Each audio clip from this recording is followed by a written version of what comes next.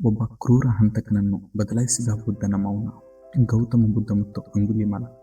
ಒಮ್ಮೆ ಕೇಳಿ, ಈ ಕತೆ ಕೇವಲ ಕಥೆಯಲ್ಲ, ಇದು ಪರಿವರ್ತನೆಯ ಕತೆ, ಇದು ಕರುಣೆಯ ಶಕ್ತಿ, ಇದು ಒಬ್ಬ ಹಂತಕನು ಬುದ್ಧನಾದ ಕ್ಷಣ. ಒಂದು ಕಾಲದಲ್ಲಿ ಮಗಧ ದೇಶದ ಕಾಡಿನಲ್ಲಿ ಒಬ್ಬ ಭಯಾನಕ ವ್ಯಕ್ತಿ ವಾಸಿಸುತ್ತಿದ್ದ. ಅವನ ಹೆಸರೇ ಅಂಗುಲಿಮಾಲ. ಅವನ ಹೆಸರು ಕೇಳಿದರೆ ಸಾಕು ಜನರ ಮನಸ್ಸಲ್ಲಿ ಭಯ ಹುಟ್ಟಿಸುತ್ತಿತ್ತು. ಅವನು ಕೊಂದ ಪ್ರತಿಯೊಬ್ಬ ವ್ಯಕ್ತಿಯ ಬೆರಳನ್ನ ಕತ್ತರಿಸಿ ತನ್ನ ಕತ್ತಿಗೆಗೆ ಹಾರವಾಗಿ ಹಾಕಿಕೊಳ್ಳುತ್ತಿದ್ದ. ಕಾಡಿಗೆ ಹೋದವರು ಯಾರೂ ಮರಳಿ ಬರುತ್ತಿರಲಿಲ್ಲ. ಮಕ್ಕಳು ಅತ್ತರೂ ಸರಿ, ತಾಯಂತರು ಪ್ರಾರ್ಥಿಸಿದರೂ ಸರಿ, ಆದರೆ ಅಂಗುಲಿಮಾಲನ ಕ್ರೌರ್ಯ ಮಾತ್ರ ನಿಲ್ಲಲಿಲ್ಲ. ಹೀಗೆ ಒಂದು ದಿನ ಅವನು ನಿರ್ಧಾರ ಮಾಡಿದ, ನಾನು 1000 ಜನರನ್ನು ಕೊಲ್ಲಬೇಕು. ಆದರೆ ಒಂದು ಬೆರಳು ಮಾತ್ರ ಉಳಿದಿತ್ತು. 1000ನೇ ವ್ಯಕ್ತಿ ಯಾರೆಂದು ಹುಡುಕಾಡಿದ. ಅಂಗುಲಿಮಾಲನ ಮನಸ್ಸು ಹೇಳಿತು, ನನ್ನ ತಾಯಿ ಎಂದು.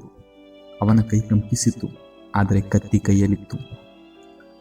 ಆ ಸಮಯದಲ್ಲಿ ಗೌತಮ ಬುದ್ಧರು ಆ ಕಾಡಿನ ಮಾರ್ಗದಿಂದ ಶಾಂತವಾಗಿ ನಡೆದು ಬರುತ್ತಿದ್ದರು. ಯಾರೋ ಹೋಗದ ದಾರಿಯಲ್ಲಿ ಬುದ್ಧರು ಭಯವಿಲ್ಲದೆ ನಡೆಯುತ್ತಿದ್ದರು. ಜನರು ಕೂಗಿದ್ದರು, ಬಂತೆ, ಆ ದಾರಿಯಲ್ಲಿ ಅಂಗುಲಿಮಾಲನಿದ್ದಾನೆ. ಆದರೆ ಬುದ್ಧರು ನಗುಮುಖದಿಂದ ಹೇಳಿದರು, ನನಗೆ ಗೊತ್ತು.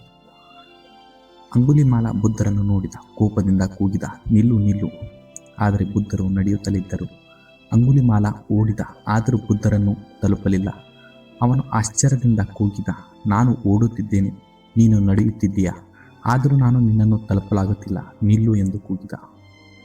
ಅದಕ್ಕೆ ಬುದ್ಧರು ನಿಧಾನವಾಗಿ ಹೇಳಿದರು, ಅಂಗುಲಿಮಾಲ, ನಾನು ನಿಲ್ಲಿದ್ದೇನೆ, ನೀನೇ ಇನ್ನೂ ನಿಲ್ಲಲಿಲ್ಲ. ಅಂಗುಲಿಮಾಲ ಗಾಬರಿಯಾದ, ಇದರ ಅರ್ಥವೇನೆಂದು ಕೇಳಿದ.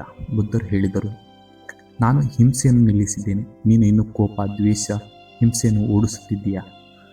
ಅಂಗುಲಿಮಾಲನ ಹೃದಯವನ್ನು ಕರಗಿತು. ಅವನ ಕೈಯಲ್ಲಿದ್ದ ಕತ್ತಿ ಬಿದ್ದಿತ್ತು, ಕಣ್ಣುಗಳಲ್ಲಿ ಕಣ್ಣೀರು ತುಂಬಿತು. ಅವನು ಬುದ್ಧರ ಕಾಲಿಗೆ ಬಿದ್ದು ಅತ್ತ, ನನ್ನನ್ನು ಕ್ಷಮಿಸು ಬಂತೆ, ನಾನು ಪಾಪಿ, ನನ್ನ ಜೀವನ ವ್ಯರ್ಥವಾಗಿದೆ.